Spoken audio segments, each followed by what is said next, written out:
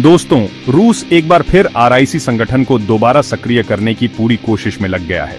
रूस के विदेश मंत्री ने इसको लेकर बड़ा बयान दिया है और उम्मीद जताई है कि जल्द ही आरआईसी की बैठक देखने को मिल सकती है। वहीं भारत को S-400 रक्षा प्रणाली और अपग्रेडेड सुखोई लड़ाकू विमान को लेकर रूस की ओर से सकारात्मक खबर मिली है। इसके अलावा रक्षा की दुनिया में एक ऐसा क्रांतिकारी और गुप्त हथियार सामने आया है जो मच्छर के आकार जितना छोटा ड्रोन है, लेकिन यह आगे चलकर एक बड़ा सुरक्षा संकट बन सकता है। इन सभी अहम खबरों की गहराई में इस वीडियो में चलेंगे, इसलिए वीडियो को अंत तक जरूर देखिएगा। रूस ने हाल ही में भारत और चीन के साथ आरआईसी यानी रशिया इंडिया चाइना ट्रायलॉग को फिर से शुरू करने की इच्छा जताई है। बुधवार को रूस के विदेश मंत्री सर्गेई लावरोव ने प्रीमाकोव रीडिंग्स के दौरान बड़ा बयान दिया। यह एक प्रतिष्ठित अंतर्राष्ट्रीय मंच है जिसमें 40 से अधिक देशों के विशेषज्ञ भाग लेते हैं, जिनमें भारत भी एक है। लावरोव ने कहा कि भारत और चीन के रिश्तों में सुधार के संकेत मिल रहे हैं और यही कारण है कि आरआईसी ट्रायलॉग को फिर से शुरू किया जा सकता है। उन्होंने भारत के साथ रूस की विशेषाधिकार प्राप्त रणनीतिक साझेदारी को भी दोहराया। आरआईसी की शुरुआत 1990 के दशक में रूस के प्रधानमंत्री रहे येवगेनी प्रीमाकोव ने की थी, जिनके नाम पर ही यह रीडिंग होती है। इस संगठन का उद्देश्य था कि एशिया की 3 बड़ी शक्तियां बिना किसी पश्चिमी हस्तक्षेप के वैश्विक और क्षेत्रीय मुद्दों पर संवाद करें और एक मजबूत भू राजनीतिक गठबंधन तैयार करें। लंबे समय तक यह संवाद जारी रहा, लेकिन गलवान झड़प के बाद आरआईसी ठप हो गया। पिछले कुछ वर्षों से इसकी कोई अहम बैठक नहीं हुई, लेकिन अब संकेत मिल रहे हैं कि हालात फिर बदल सकते हैं। केवल रूस ही नहीं, बल्कि भारत में चीन के राजदूत ने भी हाल ही में बयान दिया है कि बीजिंग और दिल्ली के रिश्ते फिर से बेहतर हो सकते हैं, यानी डिप्लोमेटिक बर्फ को पिघलाने की कोशिश चल रही है। भारत चीन के रिश्तों की बात करें तो हाल ही में कई सकारात्मक घटनाएं हुई हैं।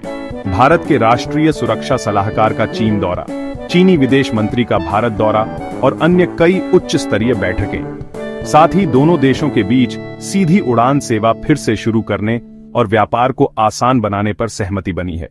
यहां तक कि दुर्लभ खनिजों को लेकर भी चीन भारत को रियायत देने को तैयार है।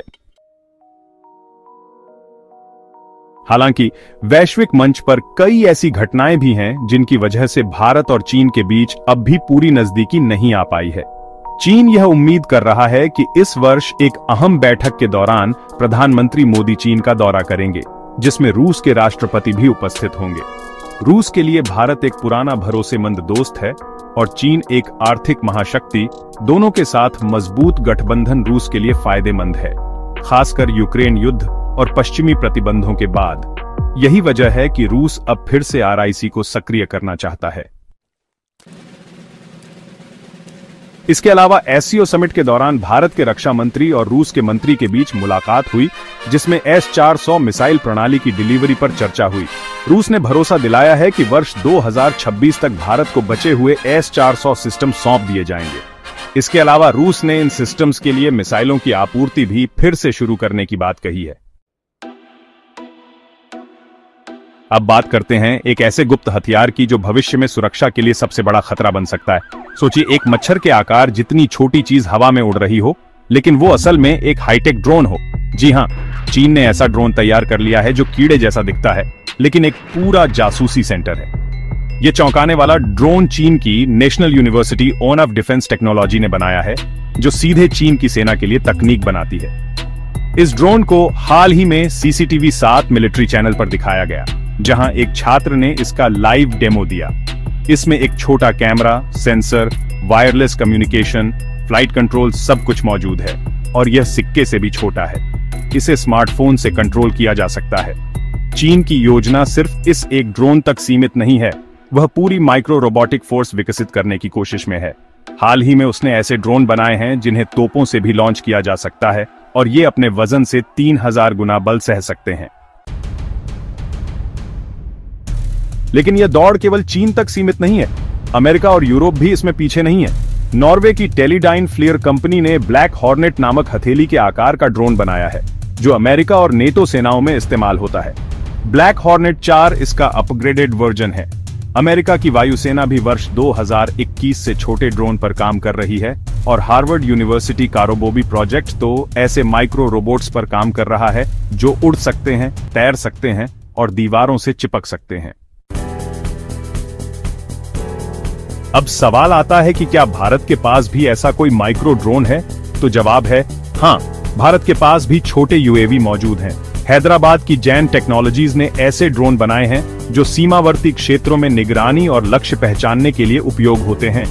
इनकी उड़ान सीमा 30 से 40 मिनट की है और रेंज 2 से 5 किलोमीटर। एचडी कैमरा, जीपीएस और रियल टाइम वीडियो जैसी सुविधाएं इनमें हैं। इसके अलावा आइडिया फोर्स कंपनी का नेत्र वी सीरीज मिनी ड्रोन भी भारतीय सेना, बीएसएफ, एनडीआरएफ और पुलिस द्वारा उपयोग किया जाता है। यानी भारत भी इस क्षेत्र में पीछे नहीं है, लेकिन चीन के द्वारा बनाए गए अल्ट्रा स्मॉल ड्रोन का मुकाबला करने के लिए हमें और उन्नति करनी होगी। हमें दुश्मन की ताकत को समझना होगा ताकि हम उसके खिलाफ प्रभावी रणनीति बना सकें। अपनी राय नीचे कमेंट में जरूर बताएं। वीडियो को लाइक, सब्सक्राइब और अपने दोस्तों तक जरूर शेयर करें। जय हिंद, वंदे मातरम।